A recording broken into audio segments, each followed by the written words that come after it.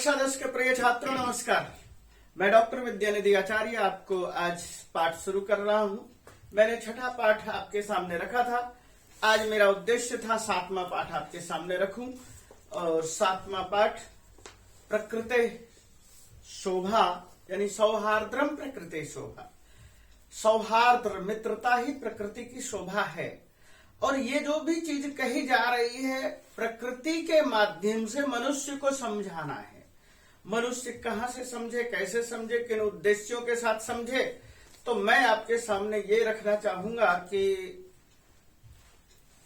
बहुत साल पहले, अरबों साल पहले पृथ्वी बनी। पृथ्वी पर जो है अनेक तरह के मनुष्य पैदा हुए। मनुष्य 7 रेस में पैदा हुए। अफ्रीकन कंट्री से मनुष्य चलते हुए आगे अनेक स्थानों पर चलते चले गए। लेकिन हर जाति, हर सभ्यता का अपना अपना इतिहास है, अपनी अपनी सोच है, समझ है, अपना अपना विकास है का एक नजरिया है। उसी चीज को ध्यान में रखते हुए लोगों ने जो है अपने अपनी सभ्यताओं को विकसित किया है और सभी समझते हैं कि हम ही सबसे पहले, हम ही सबसे अधिक बुद्धिमान, हम ही सबसे अधिक समझदार। तो इन चीजों को जब हम देखते हैं तो हम जिस रेस में चल हैं, हमारे रेस को ये कहा जाता है कि ये मंगोलियन रेस से जो है डेवलप हुआ है। लेकिन हम उस चीज को न मान करके ये कहते हैं कि हम वैदिक हैं। वैदिक वेद से उद्भव हुआ है। वेद का ज्ञान ईश्वर ने दिया है। ये हमारी सारी की सारी पूर्व अवधारणा मान्यताएं हैं और हमारे यहाँ पर बहुत सारे वर्ण थे, बहुत सारी जातियां हैं।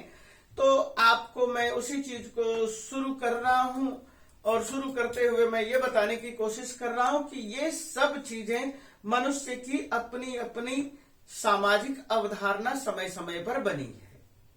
जैसे कि मैं आपके सामने ये उदाहरण रख रहा हूं, ब्राह्मणवस्य मुखमासीद बाहुराजन्य कृत उरु तदस्य यद्वैश्य पदभ्याम शूद्रो अजायत। ये मंत्र था और इस मंत्र के माध्यम से जो है ये बताने की कोशिश की कि ब्राह्मण, क्षत्रिय, वैश्य और शूद्र 4 ग्रुप में मनुष्य बटे, यानी कि डिवाइड हुए। ये जो लिखा है यजुर्वेद का 31वां अध्याय 11वां मंत्र, ऋग्वेद का 10वां मंडल 9वां सूक्त और 12वां मंत्र। तो ये आपके सामने मैंने ये चीजें आपके सामने दिखा दी, रख दी और इसके बाद आपके पास ये चीजें आती है कि ये जो हैं तो इन्हीं में क्या है कि बहुत सारे लोग डेवलप हुए। यहां पर सबसे पहले हमने क्या कहा, ब्राह्मण, क्षत्रिय, वैश्य, शूद्र।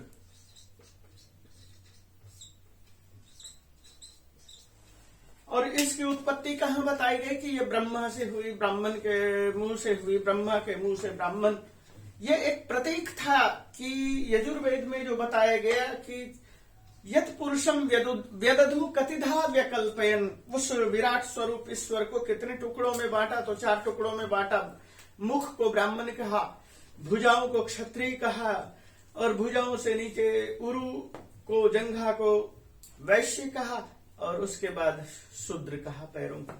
तो ये ईश्वर का ब्राह्मण, क्षत्रिय, वैश्य, शूद्र है और हमने जो है उसको मनुष्य जाति में मान लिया और इस तरह से जो है हमने स्वयं को डिवाइड कर लिया, बढ़ा लिया, अपने आप को मानना शुरू किया और यह बताने की कोशिश की जो ये ब्राह्मण है, ये क्षत्रिय है, ये वैश्य है, ये शूद्र है।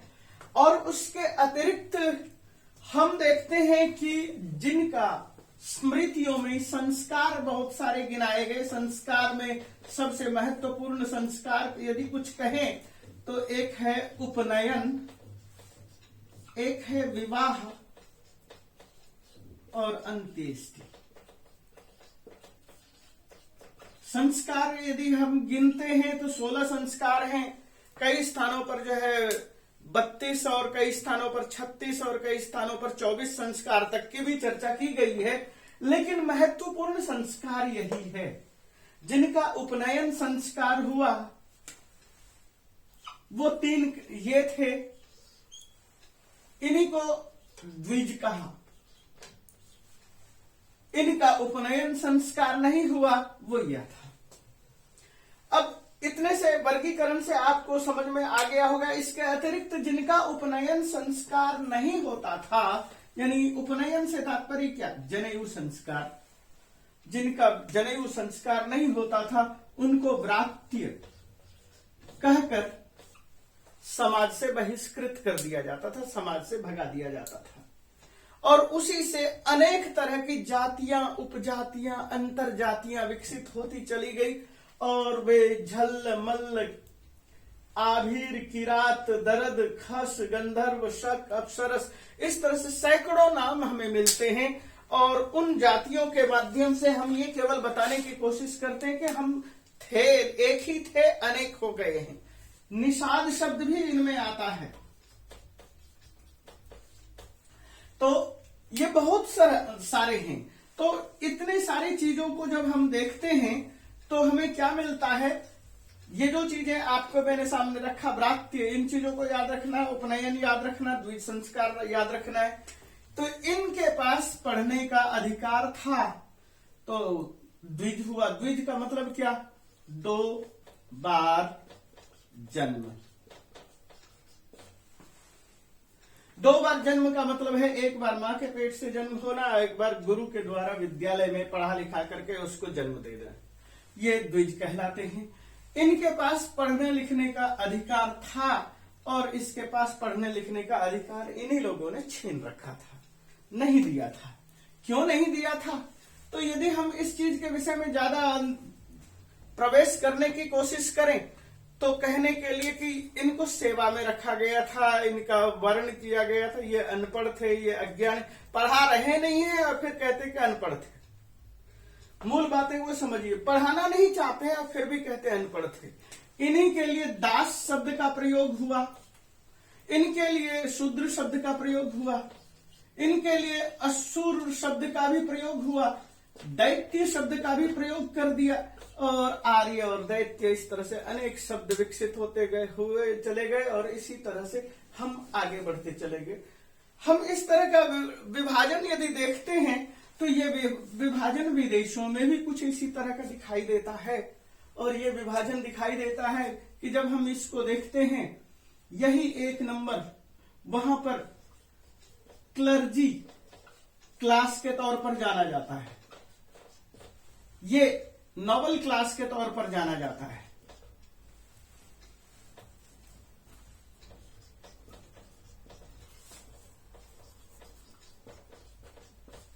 और ये दोनों मिलाकर के कॉमन क्लास बना दिया है।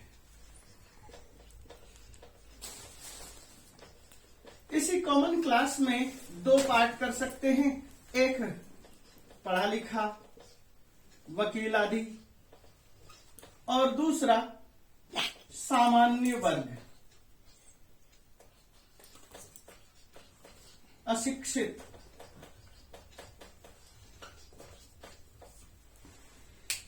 अब हम यदि इस चीज को देखें कि कौन पैसे कमा रहा है, कौन पैसे नहीं कमा रहा है, इन चीजों को देखेंगे।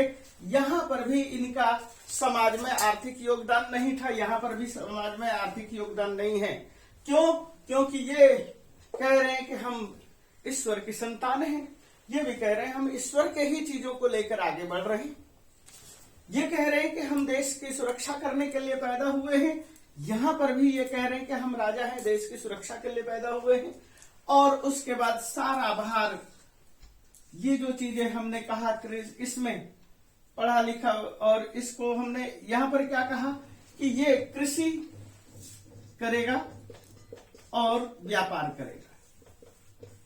ये कृषि व्यापार ही यहां पर भी है, पढ़ा लिखा है, वकील है, और सामान्य जो ये जितने भी है अशिक्षित है। इस तरह से डिवाइड है, वर्गीकरण है। इस तरह के वर्गीकरण को जब हम ज्यादा और डिटेल में बढ़ते हैं तो हमें हजारों की संख्या में यही चीजें दिखाई देती है।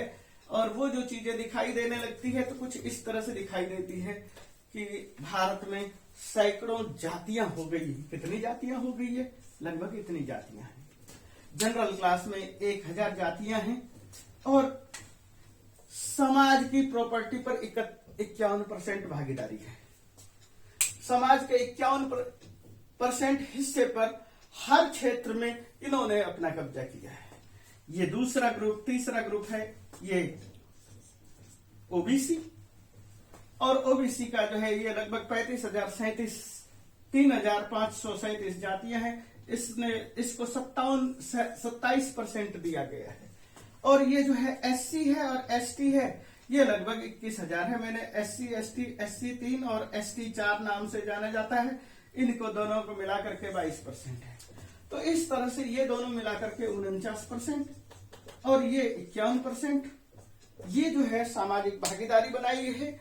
अभी फिलहाल मोदी जी ने इसको 10% और बढ़ा दिया है और यहां से अब 10% कम हो गया, समझ लीजिए। जहां संख्या ज्यादा है, जहां कामगर ज्यादा है, उनका सामाजिक क्षेत्र में योगदान अधिक होना चाहिए, उनको दूर कर दिया गया। और जिनका कम है उन्होंने अधिक से अधिक ले लिया और ये कह के कि हम ऊंचे हैं, हम बड़े हैं। तो इस तरह ये जो बड़ा होना या ऊंचा होना या समझदार होना, ये जो है एक इन्होंने वैरायटी बना ली है। तो ये समझ के देखिए कभी कि ये जो चीज हैं, जब धरती पैदा हुए तभी से पढ़ रहे हैं, इनको जो है पढ़ने का मौका ही नहीं दिया। ये 1835 से जो है पढ़ाई के रेस में आए और ये जो है धरती जब से बनी है, ये कहो जब से मनुष्य आए तब से पढ़ रहे हैं। तो ये समझदार या बुद्धिमान ज्यादा होंगे या ये होंगे? तो इन चीजों को भी देखना जरूरी है, सामाजिक सरोकार को ध्यान में रखते हुए।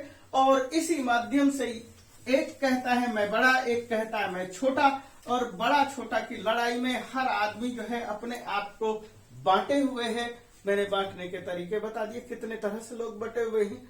मैंने आपके सामने ब्राह्मण, क्षत्रिय, वैश्य, शूद्र, ये जो है क्या कहते हैं वर्ण व्यवस्था बता दी है। और सरकार के द्वारा जनरल, SC ST OBC ये बता दिया। और विदेशों में भी इस तरह से वर्गीकरण दिखा दिया। तो इस तरह से मनुष्य हैं, मनुष्य बटे हुए हैं और हर मनुष्य चाहता है मैं ऊंचा, मैं बड़ा। और इस मैं बड़े में जो नहीं कह रहा है कुछ, उसको लात मार के पीछे कर दिया जा रहा है। यही चीज प्रकृति में भी प्रकृति के माध्यम से बताने की कोशिश है। पाठ में हम ये बताएंगे, एक कौवा है, एक हाथी है, एक बंदर है, एक भालू है, एक बक है, बगुला है, तो एक कुछ और जानवर हैं, मोर हैं। ये सारे के सारे अलग अलग वैरायटी के चीजें हैं, जीव जंतु हैं। और उनको जो है प्रकृति माता यानी कि पृथ्वी माता संदेश देती है कि तुम सब मेरी ही संतान हो और तुम सब एक ही हो। जैसे कि यहाँ पर बहुत सारी चीजें बताई गई है और भेदभाव दिखाया गया है, उसी तरह से यहाँ पर भी वे आपस में भेदभाव समझते हैं और अपने आप को बड़ा छोटा समझते हैं। इसी अभिमान के साथ जीते हैं। इसी चीज को लेकर के मैं अब इस पाठ को आपके सामने प्रस्तुत कर रहा हूं। आधा ही दिखाना है।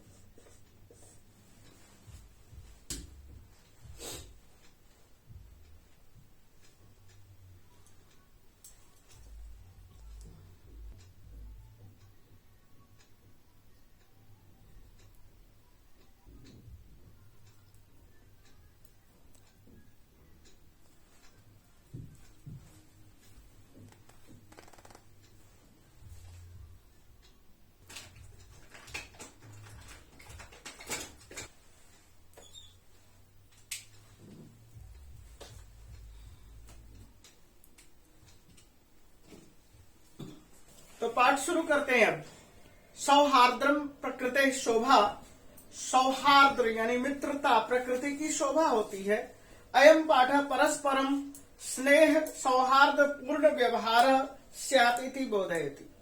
यह जो पाठ है परस्पर मनुष्य का आपस में प्रेम सौहार्द, परस्पर सौहार्द को, प्रेम को संबोधित करते हुए है। बोधयति बताता है, जानकारी देता है। संप्रति वयम इस समय हम पश्यामः मनुष्य समाजे जनः आत्माभिमानिनः संजाता। मनुष्य समाज में लोग आत्माभिमानी हो गए, स्वाभिमानी हो गए हैं, अहंकार से युक्त हो गए, ते परस्परम तिरस्कुर्वन्ति, वे आपस में एक दूसरे का तिरस्कार करते हैं, मजाक करते हैं, स्वार्थपूर्ण संलग्न, और अब सभी स्वार्थ में लगे हुए हैं, ते परेशान कल्याण विषय नैव किमपि चिंतयन्ति, वे परस्पर एक दूसरे के साथ दुर्व्यवहार में इतने लगे हुए हैं कि वे एक दूसरे के कल्याण के विषय में कुछ भी नहीं सोचते। तेषाम जीवनोद्देश्यम, उनके जीवन का उद्देश्य है अधुना इदम संजातम, जो जीवन का उद्देश्य है वो इस तरह से है, नीचैर अनीचैर अति नीच नीचै, जो नीच है और जो नीच नहीं है, जो अति नीच है और एकदम नीच है, सर्वे उपाय फलमेव साध्यम, किसी भी तरह से फल को सिद्ध करना है। इसका तात्पर्य क्या हुआ? नीच काम करो, अति नीच काम करो, और जितना हो सके खुद नीचे गिर जाओ, लेकिन पैसे के लिए, धन के लिए, अपने आप को समृद्ध बनाने के लिए चोरी डकैती लूटमार सब कुछ करते चलो, यही सामाजिक उद्देश्य है। आप देखेंगे बहुत सारे फिल्मों में भी आपको यही दिखाई देगा कि राजघराने आपस में इसी उद्देश्य को लेकर लड़ते चले आए, और आज भी जो है चाचा और मामा हर फिल्म का विलन नजर आएगा। क्या चीज है? मतलब वो यही है कि हमारा धन हो जाए। अतः समाजे पारस्परिक संवर्धनाय, पारस्परिक स्नेह, आपस में समाज में पारस्परिक स्नेह बढ़े। अस्मिन् पाठे पशु पक्षिणाम माध्यमेन, इस पाठ में पशु पक्षी के माध्यम से समाजे व्यवहारन, समाज में व्यवहार करते हुए, आत्माभिमानम दर्शयन, अपने स्वाभिमान को प्रदर्शित करते हुए, प्रकृति मातु, प्रकृति माता के माध्यम से अंते निष्कर्ष स्थापित, अंत में यह एक निष्कर्ष स्थापित किया जाता है कि कलानुगुणम सर्वान् स्वकल्याणाय परस्परम स्नेहेन मैत्री पूर्ण व्यवहारेण च भाव्यम। कलानुगुणम, अपने कला के गुण के अनुरूप सभी अपने अपने कल्याण के लिए आपस में स्नेह के साथ, मैत्रीपूर्ण व्यवहार के साथ भी रहकर कर सकते हैं। इसी चीज को ध्यान में रखते हुए हम इस पाठ को दिखा रहे हैं। पाठ शुरू मोटे अक्षर में जो आप देखते हैं, जिसको हम शुरू करते हैं, पढ़ाते हैं। वनस्य दृश्यम, वन का दृश्य है। समीपे एव एका नदी बहती, समीप में ही एक नदी बहती है। अब यहाँ पर क्या था? वनस्य में षष्ठी विभक्ति है और दृश्यम प्रथमा विभक्ति है, समीपे सप्तमी विभक्ति एक वचन है। एव एका यहाँ संधि है, एव जोड़ एका, और ये कौन सी संधि हुई? अ और ए मिलाकर के आई हुआ है, ये वृद्धि संधि है। वहती वहता वहंती, ये सामान्य रूप है। पठती पठता पठंती, चलती चलता चलंती, मिलती मिलता मिलंती, इस तरह से। एक सिंह, एक सिंह। सुखेन विश्राम्यते, सुख से विश्राम कर रहा है। विश्रम और वर्तमान का लट लकार, और ये है जैसे सेवते सेवेते सेवंते, यहां पर विश्राम्यते है, तो विश्राम करता है। तत्रैव, तत्र जोड़ एव तत्र, यहां पर भी तदैव कहो, वहीं पर एकहा, एक। ये संधि और ये संधि एक ही तरह की संधि है, यहां पर भी वृद्धि संधि है। तदा जोड़ एव, तदैव, जैसे यहां था एव जोड़ एक, एक आ और ए मिलाकर के वृद्धि संधि की। एका वानर आगत्य, एक वानर आता है। जंगल है तो जंगल में स्वाभाविक है वानर भी मिलेंगे। आ उपसर्ग है, गम धातु है और लेप प्रत्यय है। आगत्य, तस्य पुच्छम, उसके पूछ को धुनाती, उठाता है और छोड़ देता है, पटकता है। धुनना, आपने देखा सुना होगा कि सर्दी के ऋतु में आपके एरिया में बहुत सारे रजाई बनाने वाले क्या करते हैं? रुई धुनते हैं, धुनाती, धुनते हैं। धुनने का तात्पर्य क्या है? वो रुई को बार बार झाड़ते हैं, उठाते हैं, पटकते हैं, झाड़ते हैं, यही है धुनाती। क्रुद्ध सिंह, गुस्से में भरा हुआ शेर। सिंह का विशेषण है क्रुद्ध। तम प्रहर्तुम इच्छति, उस पर प्रहार करना चाहता है। किस पर? प्रहर्तुम। यहां पर देखिए प्रहर्तुम प्लस इच्छति, प्र उपसर्ग है, ह्री धातु है, तुमुन प्रत्यय है, ये बन गया प्रहर्तुम। और फिर आगे जो है इच्छति मिला दिया, प्रहार करना चाहता है। शेर निद्रालु है, निद्रा में है और वह प्रहार करना चाहता, मतलब अपने पंजों को उठाता है। वानरस्तु, और वानर क्या करता है? कुर्दित्वा, कुर्द, कुर्द का मतलब कूद, कूद का मतलब कूदना।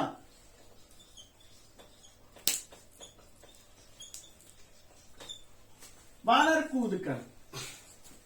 वृक्षम आरूढ़, पेड़ पर आरूढ़ हो जाता है।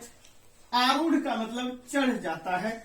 और चढ़ने को हम यहां पर किस तरह से दिखा सकते हैं? आ, रूह और त, यही त ही ढ में बदल गया, आरूढ़ चढ़ गया।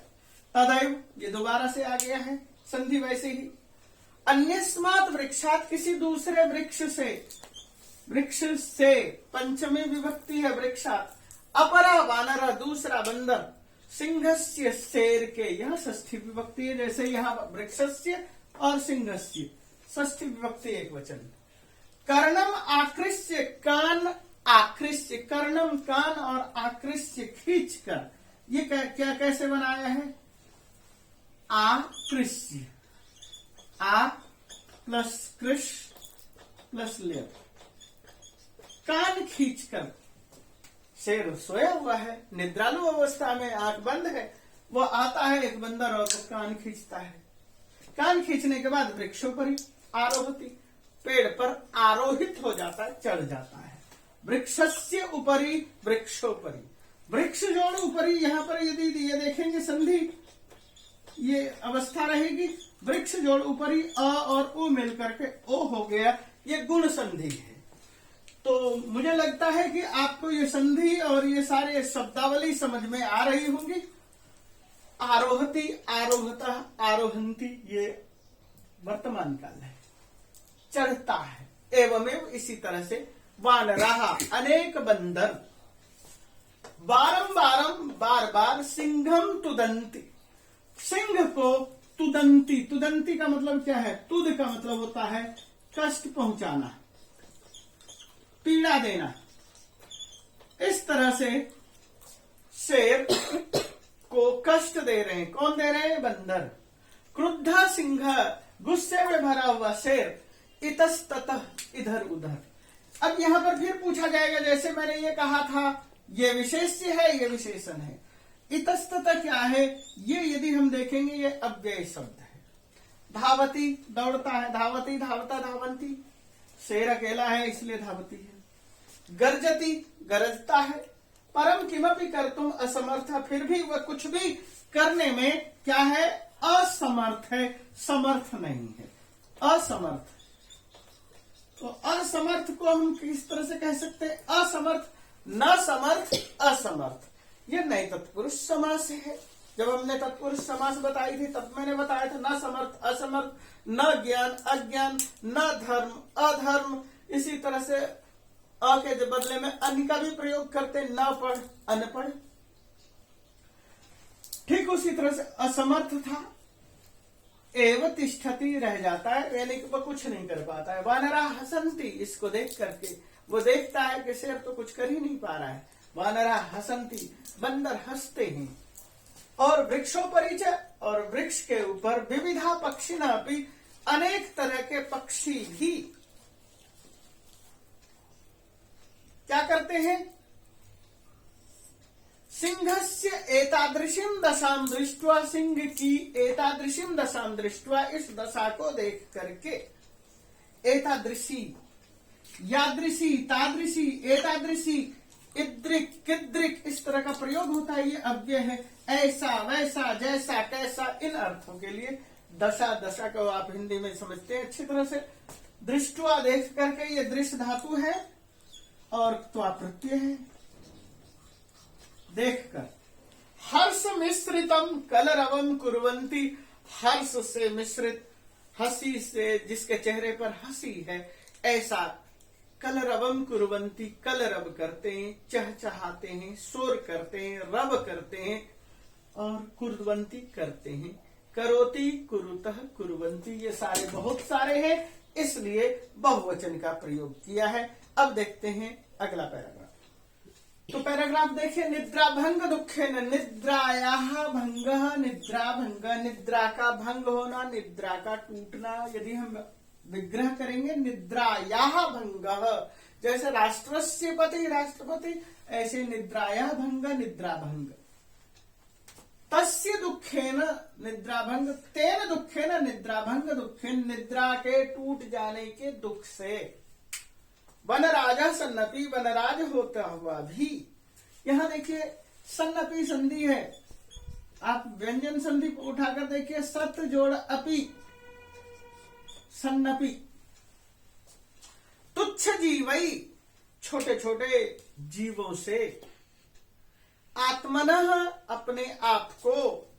एतादृश्याम दुरावस्थायाम, इस तरह की दुरावस्था में। एतादृशी, एतादृश्याम, अभी हमने थोड़ी देर पहले एतादृशी बताया था, अभी उसी एतादृशी शब्द का सप्तमी विभक्ति एक वचन बनाया, एतादृश्याम। और अवस्था शब्द स्त्रीलिंग है, इसलिए सप्तमी विभक्ति अवस्थायाम, जैसे लता का लतायाम। इस अवस्था में, इस दुरावस्था में, श्रांतः, थका हुआ, सर्व जंतून दृष्ट्वा, सभी तरह के जंतुओं को देख करके, पृच्छति, पूछता है। कौन पूछता है? सिंह पूछता है। सिंह किस अवस्था में है? दुरावस्था में है। किस वजह से दुरावस्था में? वानरों ने तंग किया है। एक वानर पूछ उठाता है, दूसरा वानर कान खींचता है, इस तरह से सभी तंग करते हैं। सिंह शेर, क्रोधेन गर्जन, क्रोध से गरजते हुए। भो अहम वनराजः, मैं वनराज हूं। किम भयम न जायते, क्या भय नहीं होता? प्रश्न है। अहम वनराजः, मैं वनराज हूं। किम भयम न जायते, क्या भय नहीं होता? जब उसने ऐसा पूछा, किमर्थम माम एवं तुदंती सर्वे मिलित्वा। किम अर्थम, किस लिए। किमर्थम शब्द क्या है? किम जोड़ अर्थम। यदि यहां से इसको हलंत कर देंगे तो अ इसमें लगाना पड़ेगा, तो हमने यहां पर दोनों इकट्ठा कर रखा है, संधि बना दी है। किम अर्थम, किस लिए। माम जोड़ एवं, माम एवं, माम एवं, माम एवं, ये माम शब्द है और फिर एवं शब्द है। माम एवं, तुदंती, कष्ट देते हो। सर्वे मिलित्वा, सब मिल करके, यह त्वा प्रत्यय है, मिल धातु है और त्वा प्रत्यय। सब मिल करके मुझे क्यों कष्ट देते हो? सर्वे पुल्लिंग में है, यह ध्यान देना है। एक वानर है, एक वानर कहता है यतः, क्योंकि, क्यों कष्ट दे रहा है वो कारण सुना रहा है। तुम वनराजः भवितुम न सर्वथा योग्यः, तुम वनराज होने के योग्य नहीं हो। यतः, क्योंकि तुम वनराजः भवितुम, तुम वनराज होने में तो सर्वथा अयोग्य, बिल्कुल अयोग्य हो, योग्य नहीं हो। न योग्य, अयोग्य। योग्य का तात्पर्य क्या है? आपके अंदर एबिलिटी नहीं है, आप उसके लायक नहीं हो। भवितुम, भू धातु है, तुमुन प्रत्यय है, ये याद रखिए। यहां लिखता हूं, भू प्लस तुमुन, भवितुम। हम त्वा प्रत्यय पढ़ाते हैं, तुमुन प्रत्यय पढ़ाते हैं, लेप प्रत्यय पढ़ाते हैं, तो उस समय हम बहुत सारे प्रत्ययों को पढ़ा देते हैं, तो यहां पर भी उनको देखिए। आगे क्या कहते हैं? सर्वथा अयोग्य, आप पूरी तरह से अयोग्य हैं, आपकी योग्यता नहीं है कि आप वनराज रहें। वनराज का मतलब क्या? वनस्य राजः, वनराज, जंगल का राजा। राजा तो रक्षक भवति, अब ये व्याख्या कर रहा है। राजा तो रक्षक होता है, राजा तो रक्षक भवति, राजा तो रक्षक होता है। परम भवान तु भक्षक, लेकिन आप तो भक्षक हैं। रक्षक और भक्षक शब्द ध्यान रखिए। राजा रक्षक होता है और आप भक्षक हैं। क्यों भक्षक है? क्योंकि वह वहां के ही प्राणियों को मार करके खाता है। अभी स्वरक्षायाम अपि समर्थो नासी। और क्या? स्वरक्षायाम, अपनी रक्षा में। स्वरक्षा, रक्षा शब्द के साथ सप्तमी विभक्ति एक वचन किया है, रक्षायाम। और उसके बाद म आधा था तो इसमें अ मिला दिया, मपी। समर्थ न असी, समर्थ नहीं हो। ये देखिए न जोड़ असी, नासी, तुम रक्षा करने में समर्थ नहीं हो। यह दीर्घ संधि हुई और अ मिलाकर तर्री, तो ये अव्यय है। कथम, क्यों? अस्मान रक्षिष्यसि, कथम कैसे, अस्मान हमारी, रक्षिष्यसि रक्षा करोगे। यह लिट लकार का प्रयोग है। उत्तम लिट लकार, मध्यम पुरुष और एक वचन, रक्षा करोगे, रक्षिष्यसि। तो ये रूप कैसे बनता है? रक्षिष्यति, रक्षिष्यत, रक्षिष्यन्ति, रक्षिष्यसि, रक्षिष्यसि, रक्षिष्यसि, रक्षिष्यत, रक्षिष्यत, रक्षिष्यामि, रक्षिष्याम, रक्षिष्याम। आगे कहता है अन्य वानरः, दूसरा एक बंदर बोलता है, किम न श्रुता त्वया, क्या आपने नहीं सुना? ये देखिए श्रु धातु के साथ त प्रत्यय किया है, श्रुता, और स्त्रीलिंग का प्रयोग किया है। क्यों किया है? यह उक्ति शब्द प्रयोग कर रहा है। पंचतंत्रोक्ति, पंचतंत्र जोड़ उक्ति, पंचतंत्रोक्ति, अ और उ मिलाकर के गुण संधि की है। पहले तो ये गुण संधि हुई, ये शब्द था उक्ति।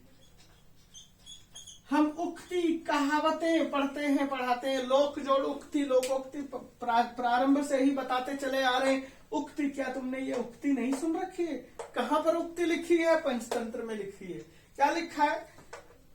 यो न रक्षति वित्रस्तान, जो वित्रस्त, जो संत्रस्त, वित्रस्त का मतलब क्या? संत्रस्त, डरा हुआ, जो घबराया हुआ है, जो कमजोर है, जो डरा हुआ है, उनकी जो रक्षा नहीं करता।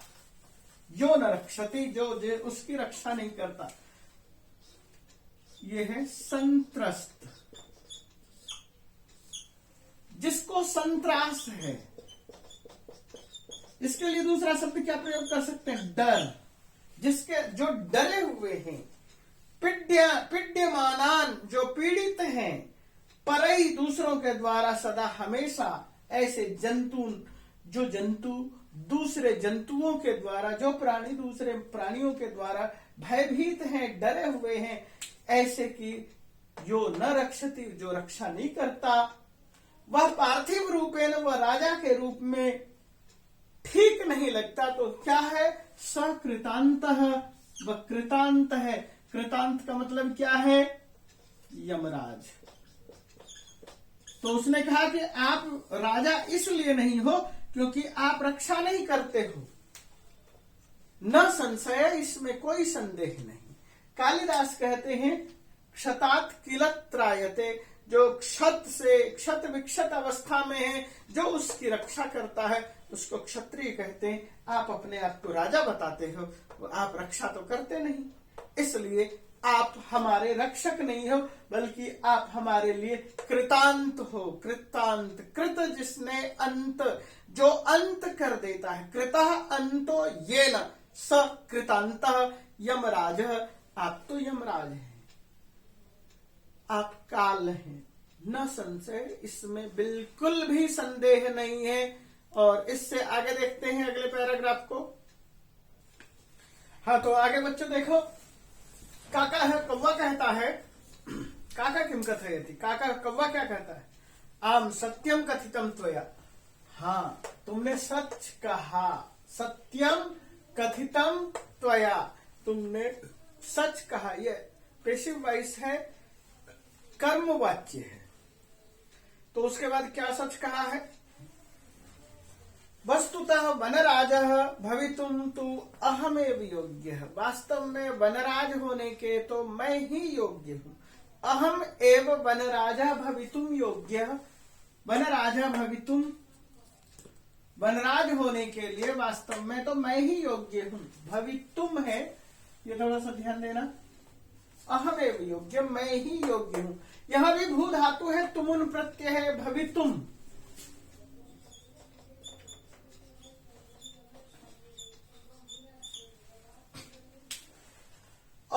योग्य शब्द का अयोग्य बनाया था। यहाँ पर संधि हल्की सी संधि है, अहम जोड़ एव अहमेव। पिकह पिकह मतलब कोयल, उपहसन उपहास करते हुए।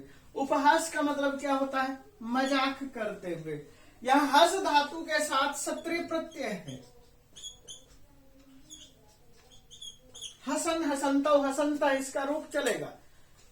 जैसे बलवान बलवंतो बलवंता, उसी तरह से हसन हसंतो हसंता, पठ का पठन पठंतो पठंता, चल का चलन चलंतो चलंता। इसी तरह से ऊपर आया था गर्जन सिंह, क्रोधेन गर्जन गुस्से में गरजते हुए, तो गर्जन गर्जनतो गर्जनता। कथम त्वम योग्य वानर वनराज, तुम कैसे योग्य वनराज हो सकते हो?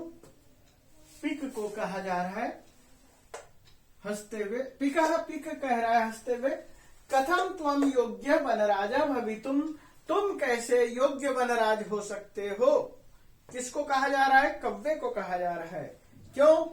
यत्र तत्र जहां तहां, यत्र मतलब जहां, तत्र मतलब वहां, यानी कि हिंदी में जब उसको कहेंगे जहां वहां नहीं कहेंगे, जहां तहां। का कहा इति कर्कश ध्वनि ना काऊ काऊ, का काऊ काऊ, कर्कश ध्वनि न कड़वे ध्वनि से तृतीया विभक्ति एक वचन है। वातावरणम आकुली करोशी, वातावरण को आकुल करते हो। आकुल का अर्थ होता है व्याकुल।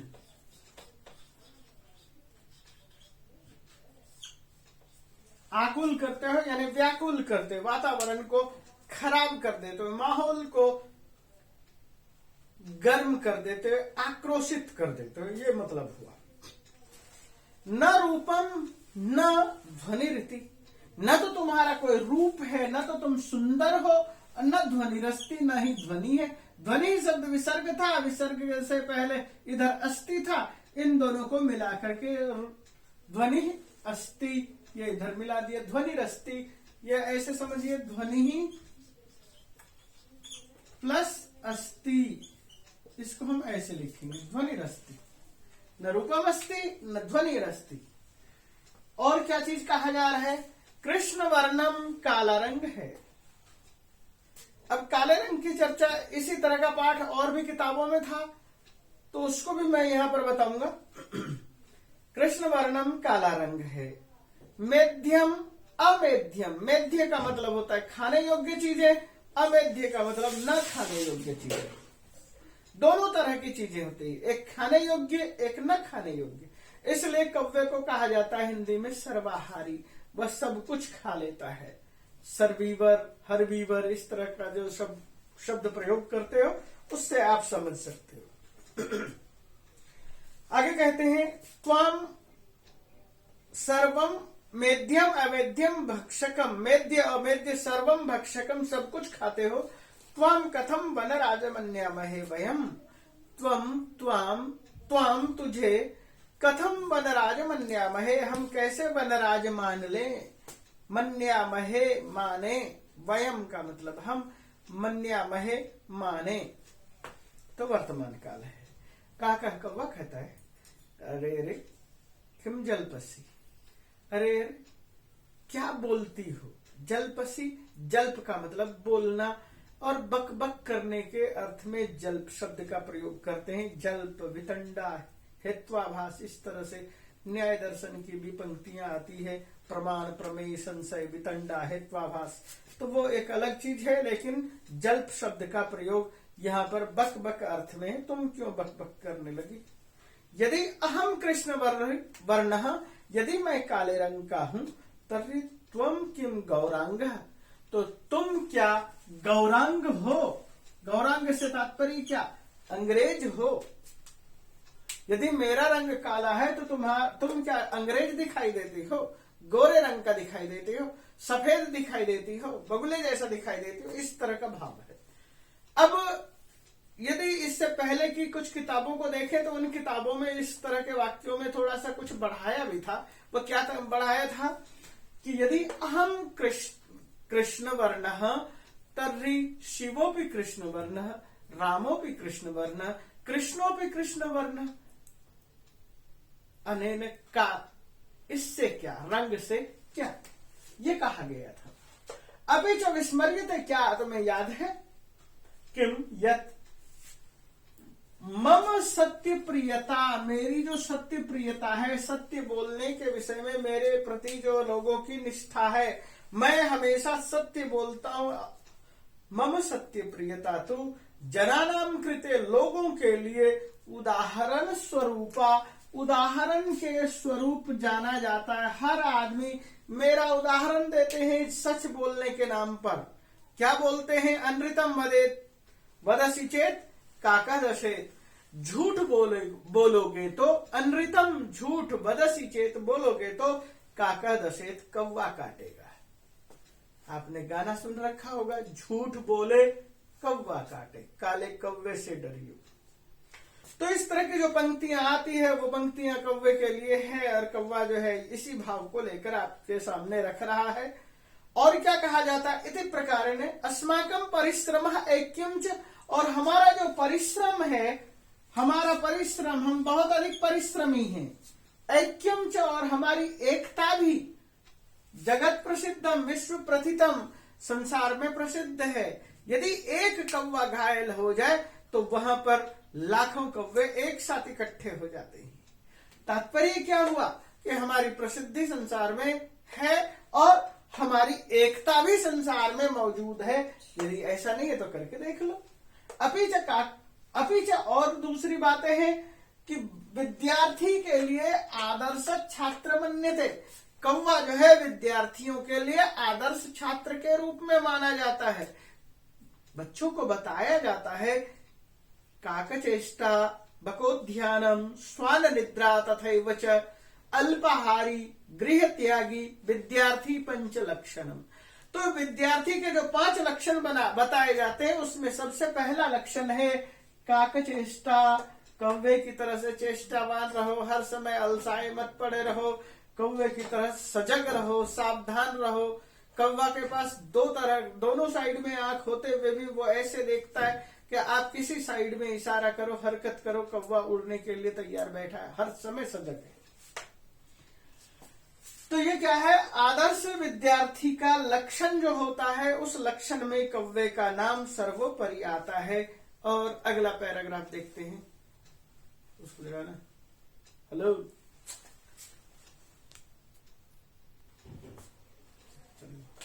तो बच्चों आगे देखिए, अलम अलम अति विकथनेन।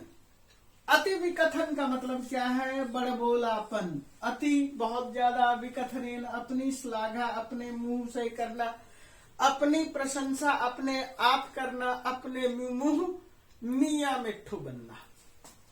अलम शब्द के साथ तृतीया विभक्ति होती है, यहाँ इसलिए तृतीया विभक्ति है। अलम पठनेन, अलम चलनेन, अलम खादनेन, इस तरह से भी हम प्रयोग कर सकते हैं। किम विस्मर्यते, यत क्या आपको याद नहीं है? किम विस्मर्यते, क्या भूल गए हो?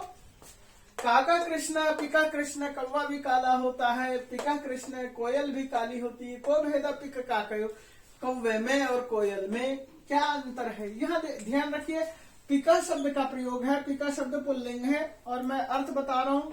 काली होती है, कोयल काली होती। कोयल शब्द हिंदी में है और वो शब्द स्त्रीलिंग में है। पिका पुल्लिंग है। वसंत समय प्राप्त, वसंत का ऋतु आ जाने पर, वसंत ऋतु आने पर, वसंत समय में काका काका, पिका पिका, कौवा कौवा दिखाई देता है और कोयल कोयल दिखाई देती है। तो काका काका भवती, पिका पिका भवती। वसंत ऋतु कब आने वाला होता है? तो जैसे ही आपका फरवरी मास का मध्य आएगा और उसके बाद वसंत ऋतु का आगमन शुरू हो जाएगा। आपने सरस्वती पूजा की होगी कभी कभी, और 5वें दिन शुरू करते हैं, यानी वसंत पंचमी उसको कहते हैं। तो वसंत ऋतु का 5वां दिन। तो उसके बाद देखते हैं आगे क्या कहना चाहते हैं। काका कौवा कहता है, अरे परभृत, परभृत। आपने एक शब्द सुना होगा, इन दिनों बहुत ज्यादा प्रयोग होता था।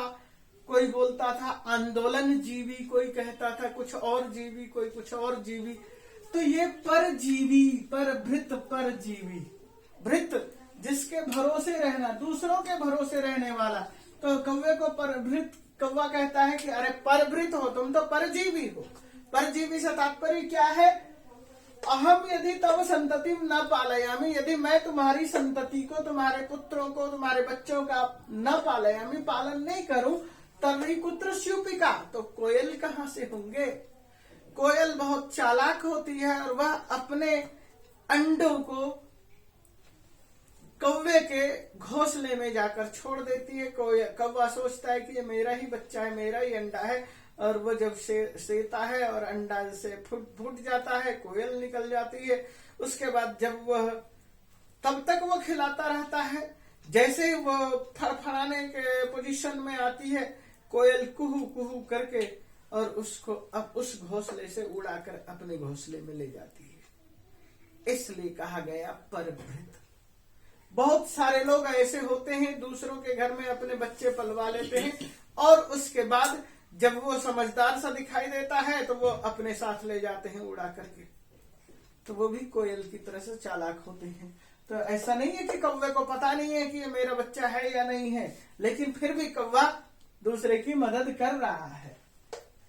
अतएव अहम करुणापरा, इसलिए मैं बहुत ही ज्यादा करुणावान हूं। करुणापरा, करुणावान हूं। करुणा से तात्पर्य क्या है? जिसके अंदर बहुत ही अधिक प्रेम उमड़ता है, छलकता है, करुणा दिखाई देता है। और इसको दूसरे शब्दों में कहें तो एम्पैथी है। एक होता है सिंपैथी और एक होता है एम्पैथी।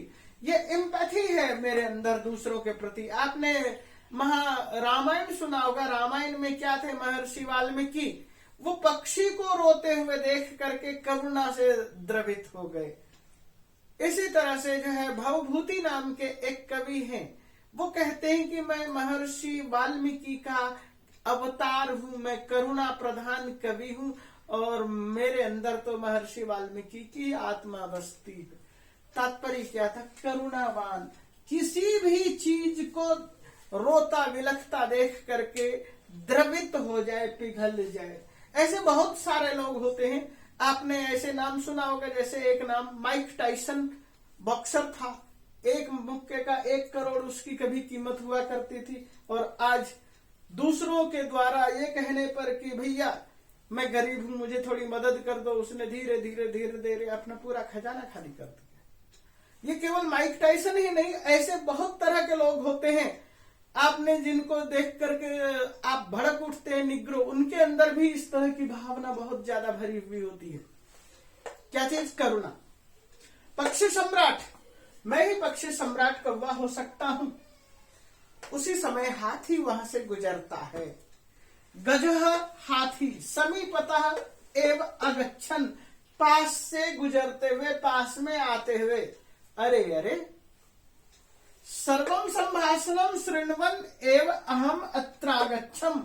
सर्वम संभाषणम, सारे के सारे संभाषण को, पूरे वृत्तांत को, पूरी घटनाओं को सुनते हुए अहम, मैं, अत्र, यहां, अगच्छम, आया हूं। अत्र जोड़ अगच्छम, अत्रागच्छम, ये ध्यान रखिए। अत्र प्लस आगच्छम, अ और आ मिला करके अत्रागच्छम हुआ, दीर्घ संधि है। और यहां श्रु धातु है और क्षत्रिय प्रत्यय है, उसी का बनाया है शृण्वन्, सुनते हुए। और फिर दूसरी एक शब्द है एव, और इन दोनों को मिला के बनाया है श्रु, क्षत्रिय और एव। हम इसको ऐसे भी लिख सकते हैं, अहम विशालकायः, मैं विशाल शरीर वाला हूं। अहम शक्तिशाली, मैं ही शक्तिशाली हूं। जितने भी जीव जंतु हूं, सबसे ज्यादा ताकतवर मैं ही हूं। कौन बता रहा है? हाथी। आपने हाथी को देखा होगा, विशाल शरीर से विशाल, सबसे ज्यादा ताकतवर, पराक्रमी और बहुत ज्यादा पराक्रमी। आपने जाना है कभी महाराजा अशोक सम्राट ने के हाथियों ने कलिंग को जीता था? आपको पता होना चाहिए, सिकंदर के ऊपर जब हमला हुआ, सिकंदर ने जब हमला किया पौरुष पर, तो पौरुष हाथियों के साथ चल रहा था युद्ध के मैदान में, और उसने कुछ इस तरह से आक्रमण किया कि पौरुष के सैनिकों को पौरुष के हाथियों ने ही रौंद डाला और वे भागते हुए फिर रहे थे। तो पराक्रमी तो हाथी होता ही है। किसी भी युद्ध में हाथी बहुत ज्यादा ताकतवर होते हैं। किसी भी राजघरानों की शान भी हाथी है। और तो और बहुत सारे लोग धार्मिक स्थानों पर भी हाथी खड़ा करते हैं, हाथी का चित्र बनाते हैं। सिंह वा स्यात् अथवा कोपी अन्य, शेर हो अथवा कोई और अन्य जीव जंतु, वन्य पशुओं को, जीव जंतुओं को, तो तुदंतम जंतुम अहम, कष्ट देने वाले, तुदंतम, तुद शब्द का पहले प्रयोग हमने देखा है। तुद का मतलब कष्ट देना, पीड़ा पहुंचाना। यहाँ सत्रि प्रत्यय है, तुद प्लस सत्रि, तुदंत, और तुदन, और उसके बाद द्वितीय विभक्ति एक वचन, तुदंतम, तुदन तुदंतौ तुदंता, तुदंतम तुदंतौ तुदतः।